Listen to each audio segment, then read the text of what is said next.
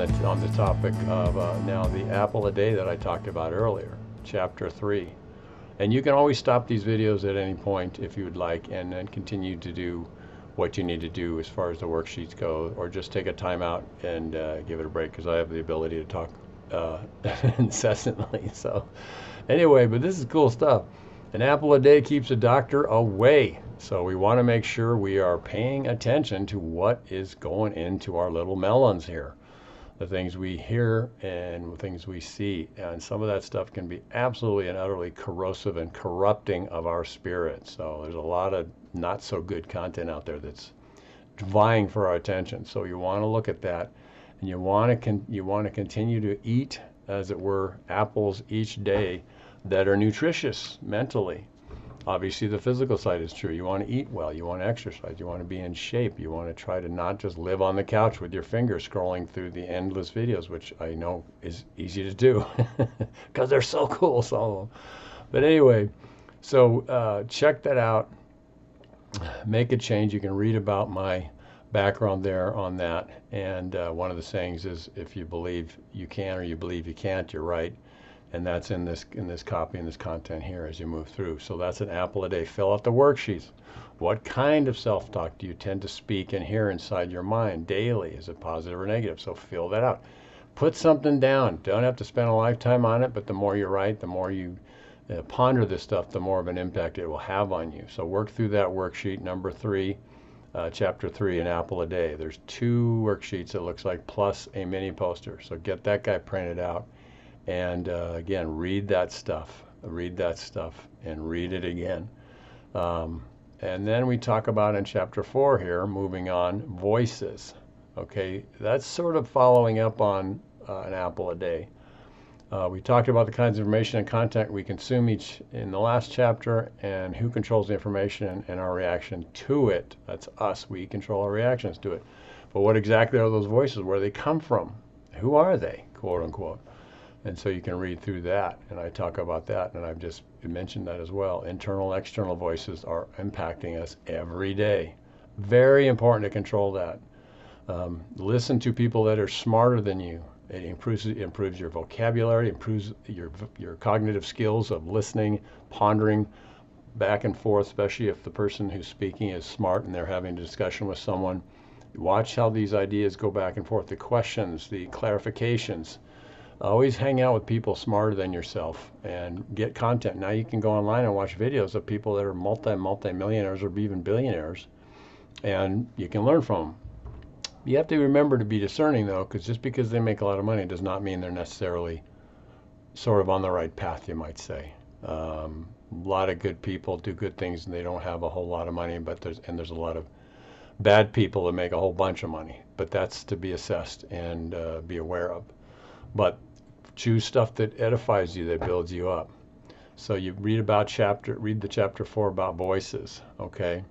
And then be willing to ask for help and get feedback and counsel. All right, that's the end of chapter 4.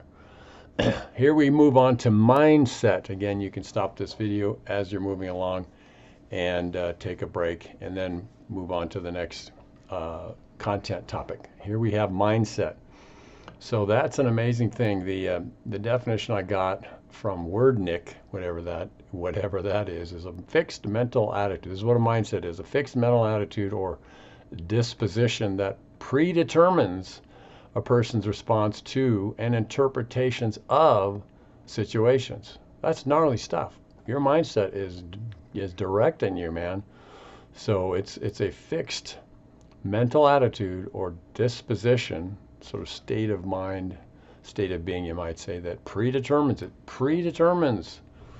your response and interpretations of situations. So what is it about the mindset that we need to be aware of? Well, we need to be aware of what it is. Are we positive generally? Do we have a defeatist attitude of mindset? Do we kind of tend to say, well, that's a dumb idea, or that'll never work, or who are they, and all this stuff? You can just get into these negative mindsets that are not good, and they predetermine stuff.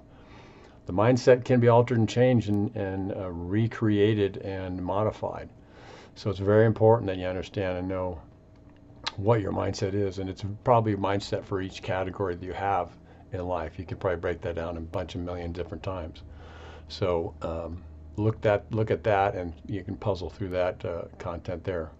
I show a picture of a castle. It was the first castle I ever made far away in New York City, and pretty amazing. Learned a lot on that job, and I learned a lot about value. The value of things and pricing.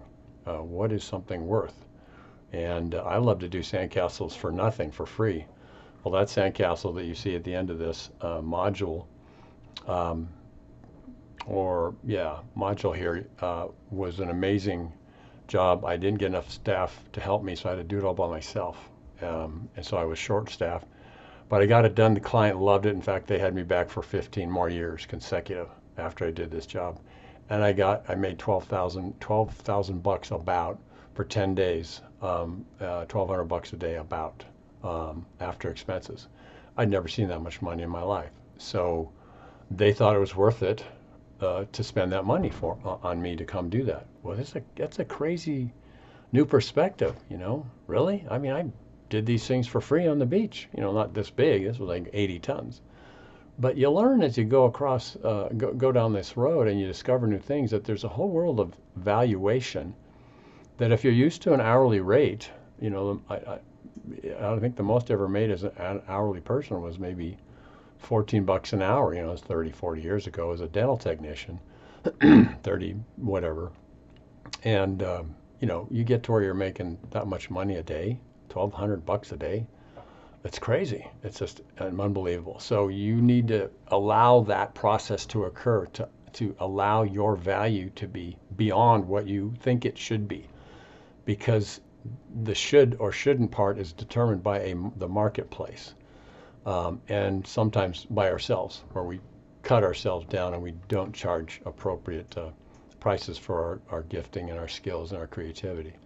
And something but the market will help humble you if you think you're more than you really are. So anyways, all right, so that is module 2. All right, I'm trying to keep track here. So yeah, check out the worksheets on this. Remember to keep hammering those mini posters, print them out, stick them around. And again, watch how people react to your journey here. You put a poster up, watch what people say.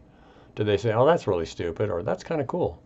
Well, those comments impact us because of our humanness, the social nature of our personalities. We want people to like us and think we're smart. Well, if we start doing stuff and they start saying we're dumb or why are you doing that, that can beat us up. So we have to keep, again, those voices that are external coming in. What are they telling us? You got to allow that, like a firewall, to not let stuff come through that's just simply derogatory or put down and just trying to take you down, kick you off your pedestal. Maybe you're starting to be successful and people are jealous because they're more insecure or they're afraid to risk themselves, and it bugs them that you're willing to do it. So there's an interesting series of almost infinite ways that human beings can stifle others and ourselves. All right, so that's module 2. So good job, man. You're getting it done. You're getting through it. This is hard stuff. So I want to acknowledge that for you guys out there. So, all right, so let's move on to module 3 and see what's cooking there. All right.